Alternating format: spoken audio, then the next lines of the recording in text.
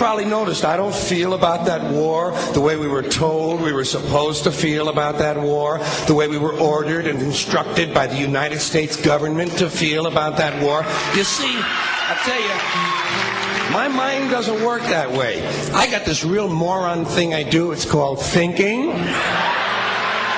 And I'm not a very good American because I like to form my own opinions.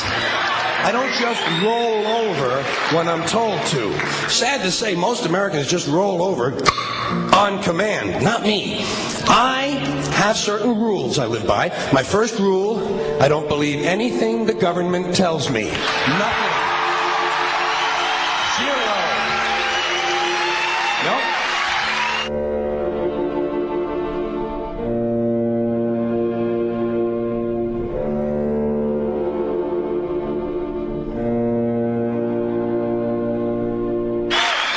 And I don't take very seriously the media or the press in this country, who in the case of the Persian Gulf War were nothing more than unpaid employees of the Department of Defense, and who most of the time function as kind of an unofficial public relations agency for the United States government. So I don't listen to them. I don't really believe in my country. And I gotta tell you folks, I don't get all choked up about yellow ribbons and American flags. Now, to balance the scale, I'd like to talk about some things that bring us together. Things that point out our similarities instead of our differences. Because that's all you ever hear about in this country is our differences. That's all the media and the politicians are ever talking about, the things that separate us, things that make us different from one another. That's the way the ruling class operates in any society. They try to divide the rest of the people. They keep the lower and the middle classes fighting with each other so that they, the rich, can run off with all the fucking money.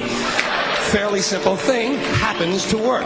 You know, anything different, that's what they're going to talk about. Race, religion, ethnic and national background, jobs, income, education, social status, sexuality, anything you can do, keep us fighting with each other so that they can keep going to the bank.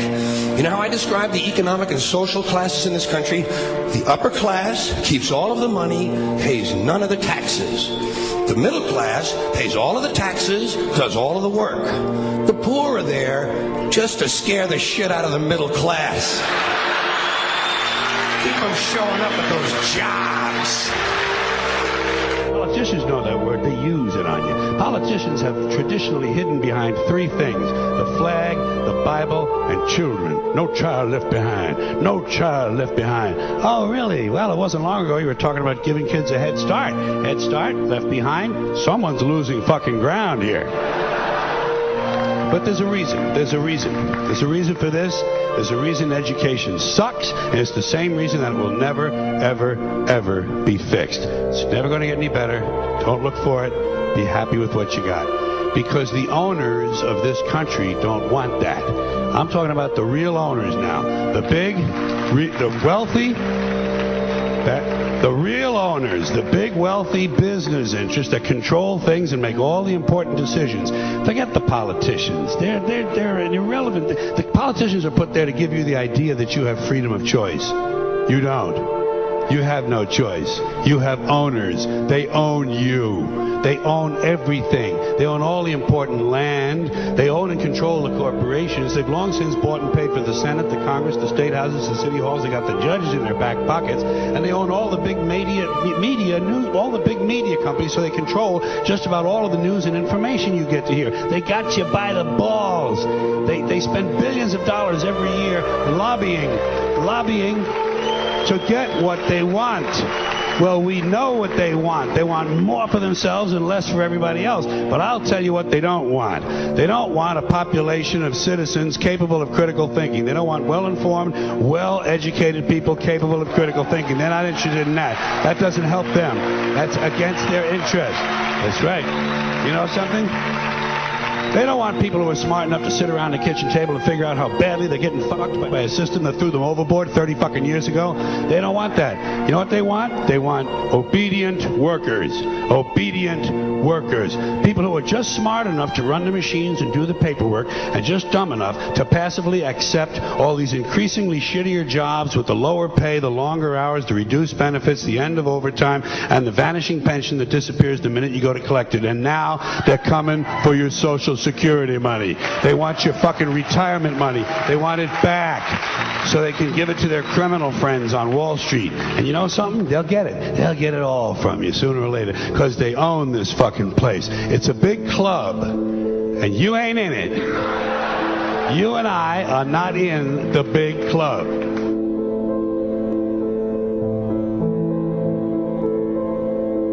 The greatest form of control is where you think you're free when you're being fundamentally manipulated and dictated to. One form of dictatorship is being in a prison cell and you can see the bars and touch them. The other one is sitting in a prison cell but you can't see the bar, you think you're free. What the human race is suffering from is mass hypnosis. We are being hypnotized by people like this. Newsreaders, politicians, teachers, lecturers. We are in a country and in a world that is being run by unbelievably sick people. The chasm between what we're told is going on and what is really going on is absolutely enormous. The greatest hypnotist on planet Earth is a oblong box in the corner of the room. It is constantly telling us what to believe is real. Historically, the control and manipulation of political opinion has been the Freemasons' main weapon in gaining control of countries and states. Once in control of the rulers and politicians of a country, laws and political structures could be changed in accordance with their agenda. However, since restricting the body does not necessarily mean restricting the mind, the Freemason recognizes that their plan for a global government hinges completely on subduing the masses to their agenda, and thus eliminating opposition to their cause. And the greatest threat to their plan, posing more danger than any army or law, is the threat of a free-thinking mind.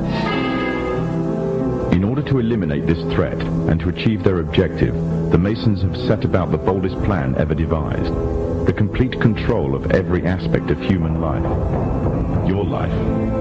And the weapons they are using against you are in your very homes, entertaining you and your children, and gradually indoctrinating you without you even realizing.